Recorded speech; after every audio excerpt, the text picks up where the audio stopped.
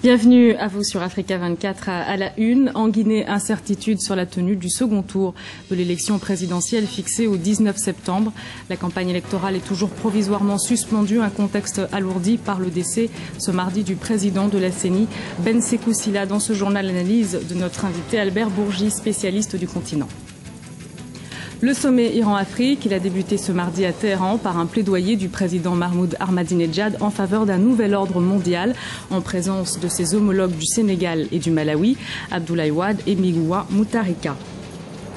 Enfin, la France, terre de prédilection des étudiants africains. Pour faciliter leur insertion dans les universités, un service d'accueil leur est souvent proposé. Reportage à la Cité internationale universitaire de Paris. Avant de développer ces titres, la Commission électorale nationale indépendante du Niger a annoncé le report du premier tour de la présidentielle, initialement prévu le 3 janvier 2011. Le scrutin est repoussé de quelques semaines. Il se tiendra le 31 janvier. En Guinée, maintenant, le président de la CENI, Ben Sékou Sylla, est décédé ce mardi dans un hôpital parisien. La justice l'avait condamné à 1 an de prison ferme pour fraudes électorales, une mise en cause à l'origine des incidents du week-end dernier entre partisans. Beryl Chomeil. Mon mari est décédé ce matin. Sékou Sylla, président de la commission électorale en Guinée, a annoncé la mort de l'homme qui fut chargé de mener à terme un processus électoral complexe. Âgé de 57 ans, Ben Sékou Sylla s'est éteint mardi à l'hôpital Saint-Louis à Paris, des suites d'une longue maladie. Le président de la CENI se faisait soigner dans la capitale française depuis plusieurs mois. Il avait interrompu son traitement le temps de superviser le premier tour de l'élection présidentielle le 27 juin dernier, avant de retourner à Paris. Sa gestion de l'élection avait toutefois été controversée, à tel point qu'un tribunal de Conakry l'avait condamné jeudi dernier à 1 an de prison ferme pour fraude électorale. Une décision de justice contestée par la CENI qui a fait appel. Cette condamnation avait créé la polémique en Guinée, entraînant des incidents entre militants des deux candidats encore en lice. Une situation au tour du scrutin doit en principe avoir lieu dimanche 19 septembre. Ben Sékou Sylla disparu, les doutes subsistent. Le second tour aura-t-il lieu ce dimanche? Au début du mois d'août dernier, Ben Sékou Sylla avait été remplacé provisoirement par Adja Aminata Mame Camara. Aujourd'hui, ce remplacement est une interrogation supplémentaire. Avec nous sur ce plateau, Albert Bourgi, professeur des universités en droit public. Merci d'être avec nous. Merci de m'avoir invité. Alors, est-ce que la disparition de Ben Sékou Sylla peut avoir des conséquences sur les élections en Guinée? Je ne crois pas que la disparition de Ben Sékou Sylla puisse avoir une incidence directe sur le déroulement de l'élection présidentielle, sur la date, bien évidemment, elle-même, report ou non.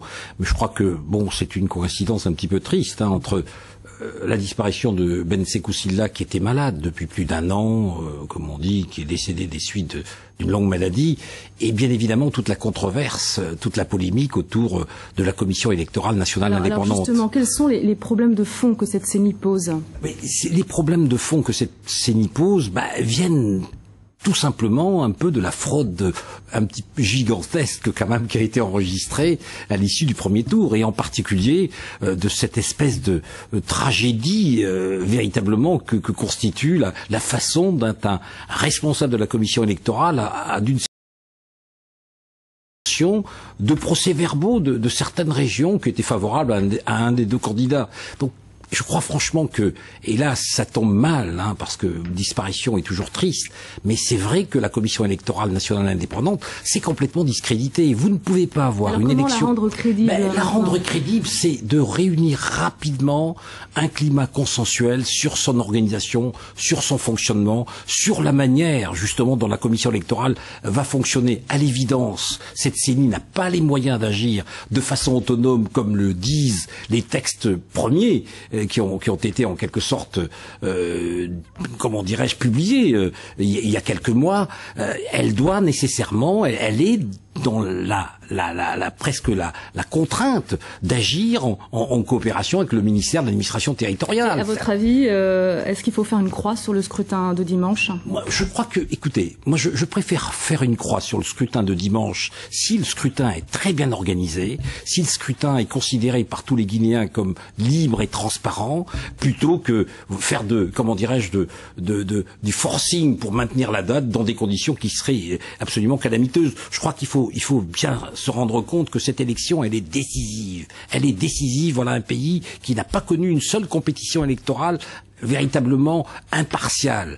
Et si on veut aussi que les Guinéens prennent en compte ce qu'on leur demande, c'est-à-dire légitimer celui qui va être le prochain président de la République, il faut leur donner à ces Guinéens la substance d'un scrutin qui est bien organisé, d'un scrutin impartial, où vraiment les gens voteront pour l'un ou pour l'autre, mais de manière libre, en sachant très bien que leur vote sera pris en considération dans le décompte final, et non pas subtiliser les procès-verbaux, ne pas les transmettre à la Cour suprême. Pardonnez-moi, dans le registre des fraudes, il y a eu beaucoup de choses en Afrique, mais je pense que là, c'est tout particulier dans ce cas de figure. Albert Bourgi, merci pour cet éclairage. Merci. Dans l'actualité également, un nouvel ordre mondial pour remplacer l'ordre actuel créé par les maîtres d'esclaves. Le plaidoyer du président iranien Mahmoud Ahmadinejad, c'était à l'ouverture du sommet Iran-Afrique ce mardi à Téhéran, sont clairement visés par ces dires. Les ex-pays colonisateurs participent à cette réunion de nombreux officiels africains. Camille Thomas. L'Union africaine a rendez-vous en Iran. Le sommet des délégués de l'Union africaine a débuté ce mardi à Téhéran, la capitale. Le président iranien Mahmoud Ahmadinejad, qui a tenu à participer au sommet, espère que cette rencontre renforcera la coopération économique de son pays avec le continent africain. Nos efforts et notre coopération peuvent réduire les tensions, supprimer l'injustice et créer la paix pour une sécurité durable. Nos relations amicales pourront s'étendre au monde entier. Les chefs d'État Abdoulaye Wade du Sénégal et Bingu wa Mutharika du Malawi étaient également présents. Ce dernier a invité la communauté internationale à changer son regard sur l'Afrique et à le considérer comme un continent plein d'espoir et de prospérité. Nous sommes ici à Téhéran pour échanger nos points de vue sur la création d'une coopération entre l'Afrique et l'Iran afin de soutenir notre croissance économique et notre développement. L'Iran veut aujourd'hui donner la priorité à la promotion de ses liens économiques et politiques avec les États du continent. Le pays est désormais considéré comme l'un des partenaires stratégiques de l'Union africaine. Dans l'actualité également, la première conférence panafricaine de haut niveau sur la biodiversité au Gabon. Depuis lundi, elle se tient à Libreville, la capitale. Son thème, biodiversité et lutte contre la pauvreté. Quelles opportunités pour l'Afrique? La conférence se déroule en 2 phases. La première concerne les experts africains. La deuxième phase concernera la réunion des ministres de l'Environnement du 16 au 17 septembre. À l'issue de ces travaux, les ministres africains adopteront une déclaration dite de Libreville. On écoute le directeur général de l'Environnement du Gabon, Louis Léandre et Bobo Latsiba. Nous sommes en train d'affûter nos armes et sortir de là avec un document ou une position commune qui soit donc consensuelle pour tous les États qui sont présents ici. Et il faut dire que nous avons obtenu un mandat du bureau de la conférence des ministres africains pour l'environnement qui s'est tenu en juin dernier à Bamako pour organiser ce round de Libreville qui est en prélude un peu, on peut dire, à la 65e Assemblée générale des Nations Unies. Les Nations Unies qui ont placé l'année 2010 sous le signe de la biodiversité. Au chapitre économie à présent, le Nigeria mise sur le développement durable. Les autorités envisagent la construction d'un parc éolien. Les précisions de Viviane Forson. Le Nigeria veut accroître sa production d'énergie éolienne. Le gouvernement nigérian a signé un contrat d'un montant de 18,5 millions d'euros pour la construction d'un parc éolien de 10 MW à Katsina dans le nord du pays.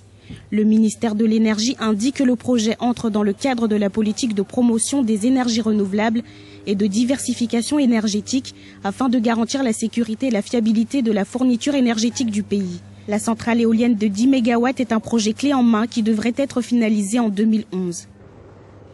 La France se place au 3e rang des principaux pays d'accueil d'étudiants étrangers, des étudiants qui sont originaires pour la plupart du continent. Pas toujours facile de s'adapter aux démarches administratives. Pour les aider, la Cité internationale universitaire de Paris, avec le concours de la ville de Paris, leur propose un service d'accueil spécialisé. Visite guidée en compagnie de Sénamé Juraver et Camille Thomas. Un guichet unique pour simplifier l'accueil des étudiants étrangers. Obtenir un visa, une autorisation de travail, trouver un logement, les premiers pas des étudiants étrangers en France peuvent très vite se transformer en parcours du combattant. Et les démarches administratives sont encore plus lourdes lorsque, comme Michael, on vient d'Afrique. Pour ce jeune Kényan arrivé en France pour suivre